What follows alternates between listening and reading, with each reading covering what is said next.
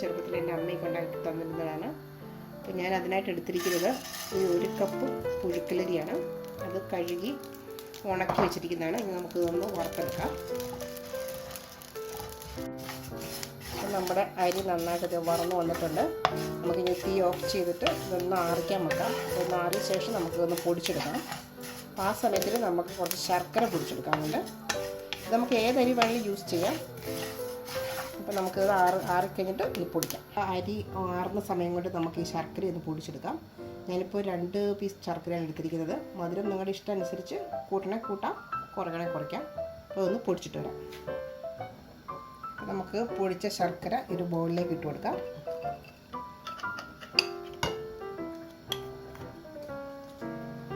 ഇതിലേക്ക് നമുക്ക് ഒരു 3/4 മുറി തേങ്ങകളുണ്ട്, അതുകൂടി ഇട്ട് കൊടുക്കാം.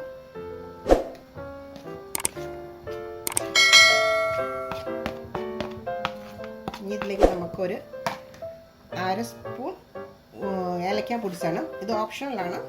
ഇത് ഏലക്ക ടേസ്റ്റ് ഇഷ്ടമുണ്ടെങ്കിൽ മാത്രം ഇട്ടാൽ മതി. ഇതിലോട്ട് നമുക്ക് നമ്മൾ പൊടിച്ച് വെച്ചിരിക്കുന്ന അരിപ്പൊടിയും കൂടെ ചേർത്ത് നമുക്ക് നന്നായിട്ടൊന്ന് കുഴച്ചെടുക്കാം. അപ്പം നമ്മുടെ അരി വറുത്തതാണിത്. നമുക്ക് ഇതിലേക്ക് ഇതെല്ലാം കൂടി ഇട്ട് നന്നായിട്ട് കൈ കൊണ്ട് തന്നെ ഒന്ന് കുഴച്ചെടുക്കാം. പണ്ടൊക്കെ നമ്മുടെ നാട്ടിൽ നമ്മുടെ വീടുകളിലൊക്കെ ഉരലെല്ലാം തന്നെ ഇതൊക്കെ ഇട്ട് ഇടിച്ചുകൊണ്ടിരുന്നത്. അപ്പോൾ നമുക്കിവിടെ ഉരലില്ലാത്തത് കൊണ്ട് നമുക്കിത് മിക്സിയിലാണ് എല്ലാം ചെയ്തെടുക്കുന്നത്. നന്നായിട്ടിത് മിക്സ് ചെയ്യണം.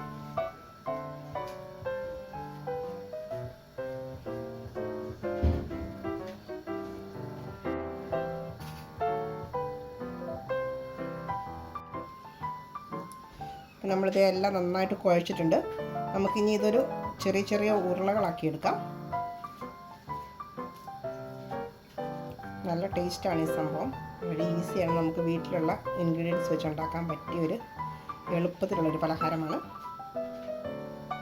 അപ്പോൾ നമ്മുടെ പലഹാരം റെഡി ആയിട്ടുണ്ട്. ഞാനിപ്പോൾ ഇതിൻ്റെ ചുമ്മാ ഡെക്കറേഷന് വേണ്ടിയിട്ട് ഇതിൻ്റെ മുകളിൽ ശകലം ഷുഗർ പൊടിയാണ് ഇട്ടിരിക്കുന്നത്. അപ്പോൾ ഇതെല്ലാവരും ഒന്ന് ട്രൈ ചെയ്ത് നോക്കുക. ഉണ്ടാക്കാൻ വളരെ ഈസിയാണ്, നല്ല ടേസ്റ്റിയാണ്. അപ്പോൾ ചാനൽ സബ്സ്ക്രൈബ് ചെയ്യാത്തവരുണ്ടെങ്കിൽ പ്ലീസ് ദയവായി സബ്സ്ക്രൈബ് ചെയ്യുക. അപ്പോൾ ഇനി മറ്റൊരു വീഡിയോയുമായി കാണും വരേക്കും ബൈ.